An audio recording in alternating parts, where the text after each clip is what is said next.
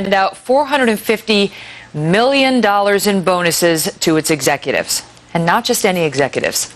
The bigwigs at the very unit responsible for the near collapse of AIG. In fact, AIG would have collapsed had it not been for your taxpayer dollars. Well, now AIG, under pressure from the administration, is saying it has no choice but to give those bonuses out because it's contractually obligated. And the administration is not happy. California Congressman and ranking member of the House Oversight and Government Reform Committee, Darrell Issa, is not happy either. He's my guest this morning. Congressman, good morning to you. Good morning, Megan. And no, I'm not happy, but I realize that when you do it wrong to begin with, these kind of consequences happen. We threw money at a problem rather than making the problem come to us as the lender of last resort.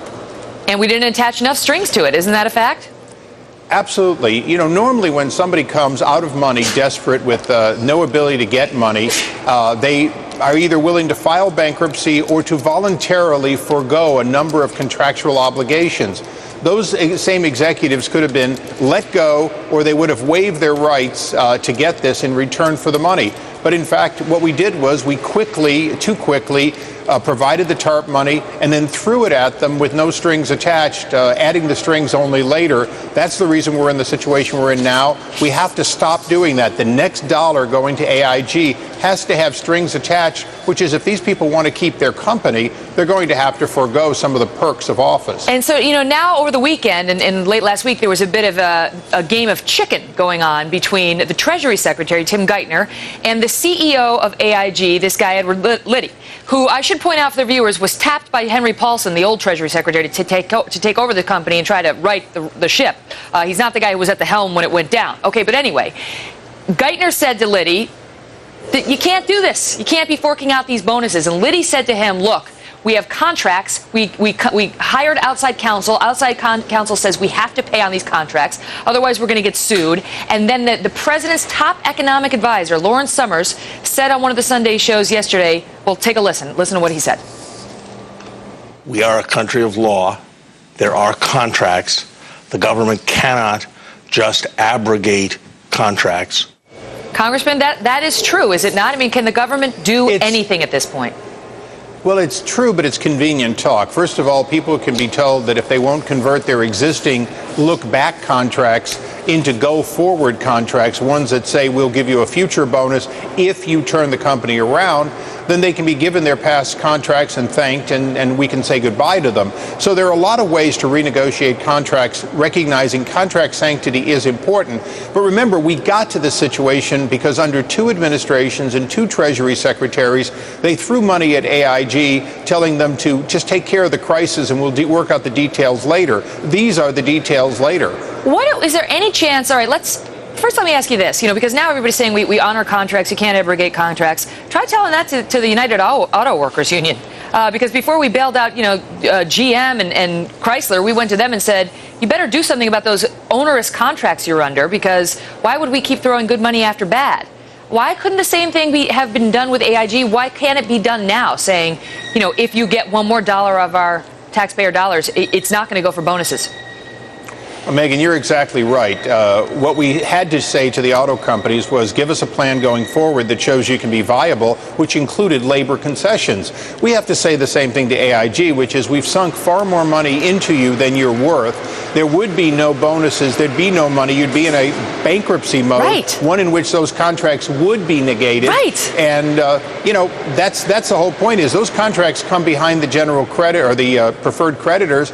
And as a result, there would be no money for them if it wasn't federal money. The next dollar has to say you can't have monies that otherwise would not be available to fulfill contracts. If that means they file a form of bankruptcy in order to reorganize, so be it. Chapter 11 should not be scary when you have the size of the money that's being poured in by the federal government.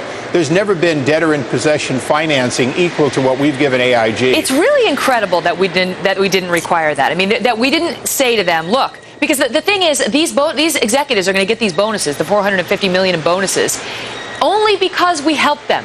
If we had not helped them, AIG would be not only would they not be getting bonuses, they'd be out of a job.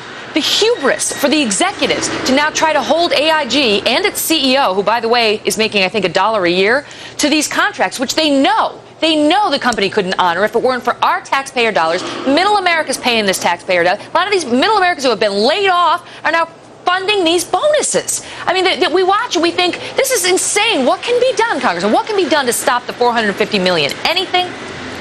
Well, you know, over the weekend, all of my Twitter friends have been saying, get our money back. Well, the fact is, you can't get the money back, but you can stop putting it out. The next dollar from the federal government can require either that, A, they renegotiate these contracts, or B, they do what they should do, which is file bankruptcy, void those contracts, and if that's what it takes for them to get another dollar from the American taxpayers, so be it.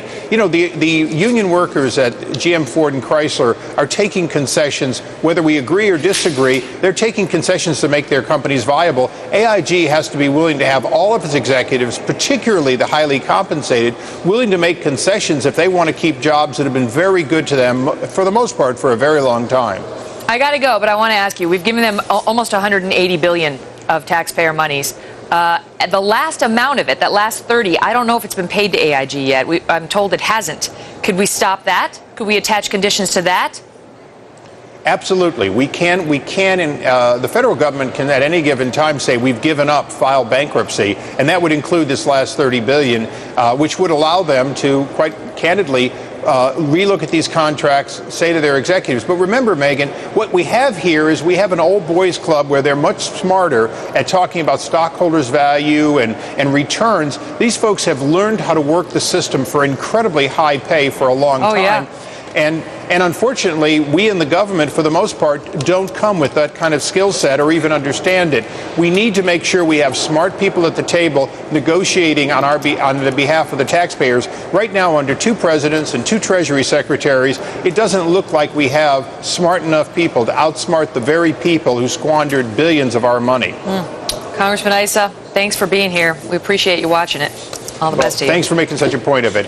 Take care. You bet. And that's why you got tea parties like the one we're going to show you next hour popping up all over the country. Right. They're doing it on their own, by the way. You know, Bill, it's one thing if it's executives of a group. You know, part of AIG has been profitable. Part of that company has been a success.